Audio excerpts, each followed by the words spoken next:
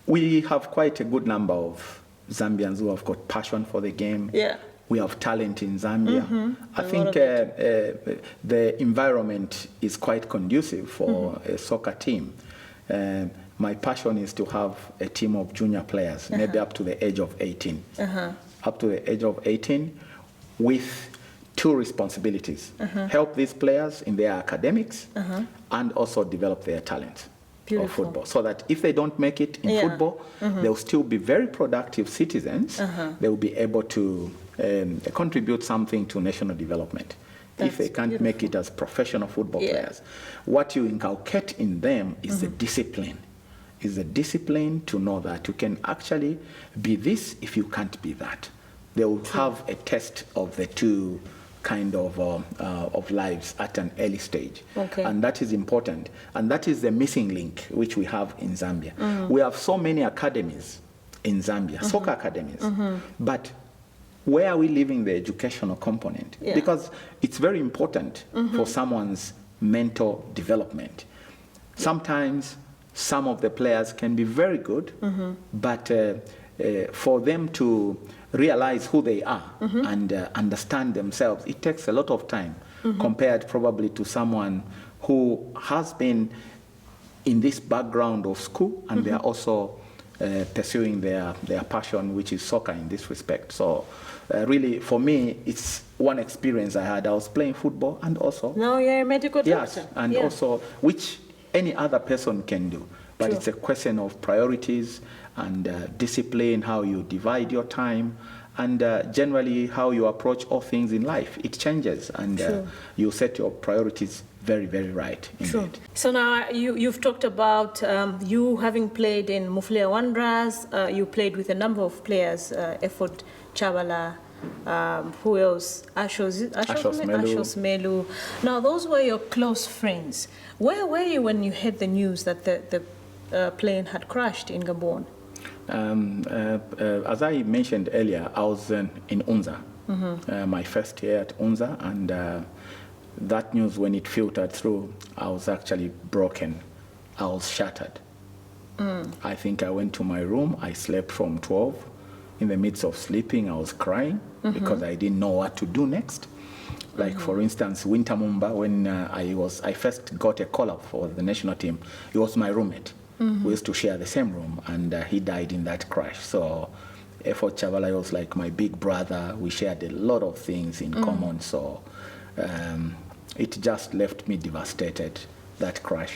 So when it was time for AFCON 2012, we all dreamt of going back to Gabon. I remember each time we finished training, the coach would always call the guys. We stand in the center, we hold each other, and we say, guys, remember, we've got one target. We don't care what happens in between during the tournament, but we have to play the final on the 12th of February 2012. That was the message. Because for me, going back to Gabon, I wanted to go and see, where did this thing happen? Exactly, and you did. You went there. How was that experience for you like? Well, first when we arrived in Libreville for the final, I'll start from there. The Gabonese were very nice people. They welcomed us, they were dancers. We went to the hotel, and then they arranged that we go to the crash site. So we went there. I remember I folded my bottom track. I was barefoot. Then we walked by the beach, and someone was narrating how it was, how the crash happened, and how they were pulling out the bodies from the sea. It was quite an experience which is very difficult for me to describe. It was an emotional thing to have.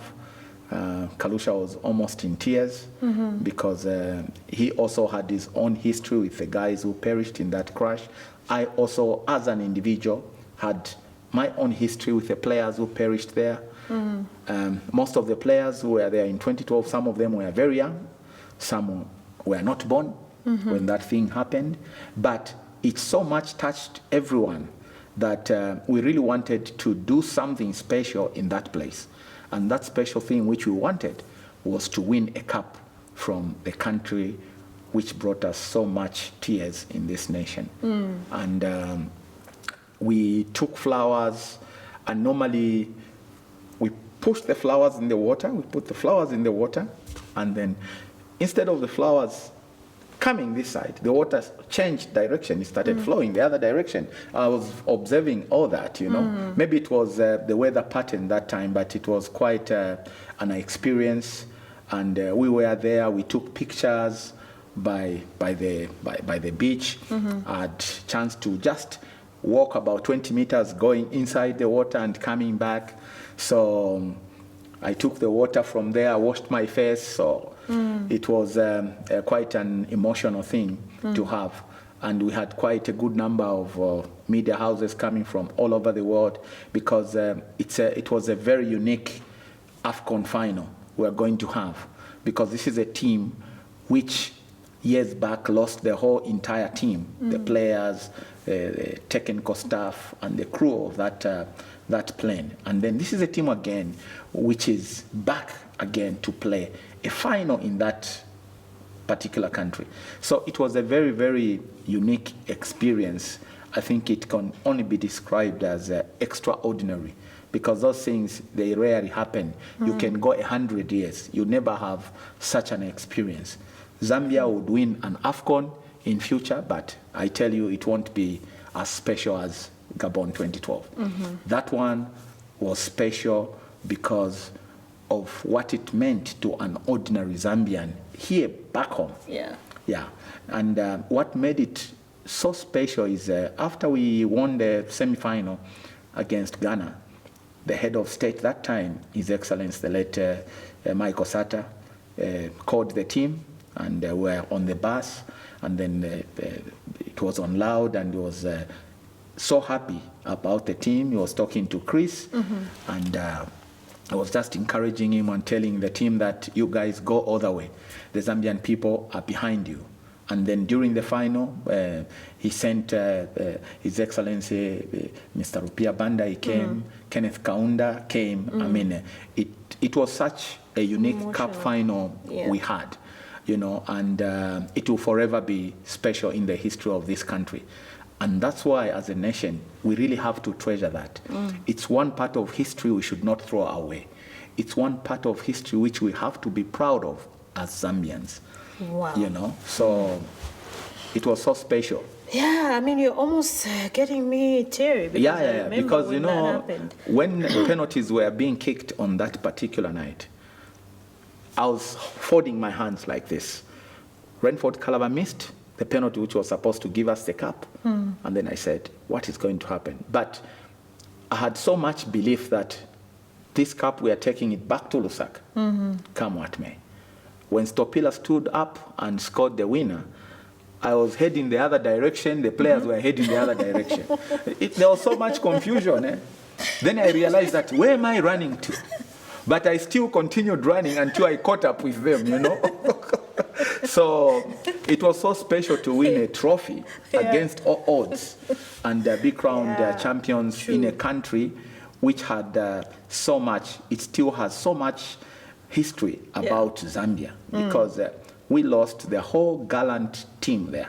We lost special talent in that plane crash, and it will forever be like special, and it will be like that.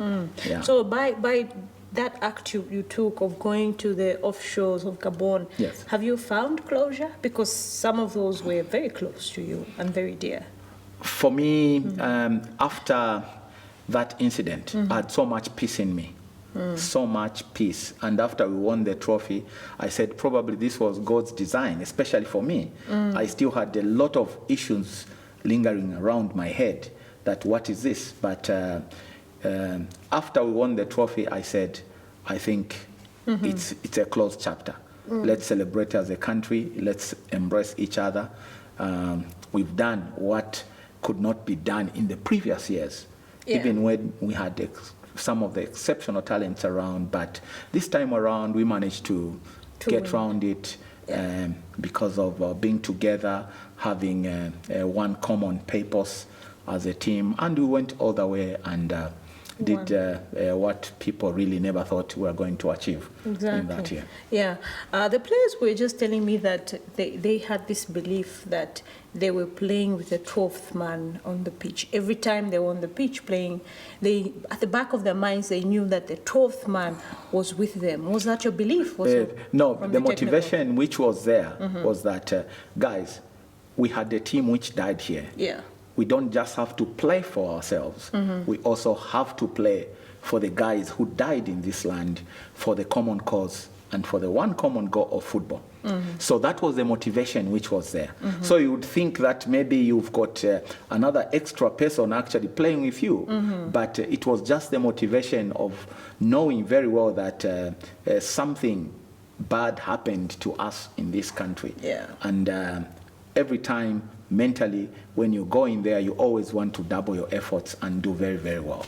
So it was not like I heard from one soccer pundit, I won't mention where they come from. They were saying, they were playing with ghosts. There was nothing like ghosts. The team was well prepared. We were all geared for the tournament. Everything was perfect. Yeah. And we were deservedly African champions. And once a champion, always a champion. So each time I look at my medal, I say, this is Gabon. But I expected you to come with a medal, Doctor. Yeah, no, the next time I will try to bring it with me. We wanted to see the medal. So that the medal is still there, very intact. Yeah. So Gabon will forever be very, very special indeed. Okay. Yeah. Now, I know we don't have a lot of time, but you're a doctor, and obviously we cannot end this chat, I want to call it a chat, without you sending the masses, the many Zambians out there, giving them hope. Obviously, you know what is happening right now in the country. All of us are washing our hands, but I want you to send those positive vibes to the Zambians. Before the interview, you were telling me how everybody's just, why this fear? So what is your final remarks to the Zambians that are watching concerning coronavirus? Okay, with COVID-19. Yeah, COVID-19. It's been the talk. Yeah. At work, we are talking about it all the time. The message to the Zambians is this. Don't live in fear. That's number one. Do the correct things. Personal hygiene, basic rules of personal hygiene are critical in these times. We should observe the rules. Don't shake hands. Simple, because you don't know where the other friend is coming from and how many people he's been in contact with. When you have a fever, you have a cough, you are sneezing, stay at home. Don't go anywhere because we don't want you to be a source of transmission of the virus to the other people. We don't want that. Seek for medical attention. There are numbers which have been availed by the ministry.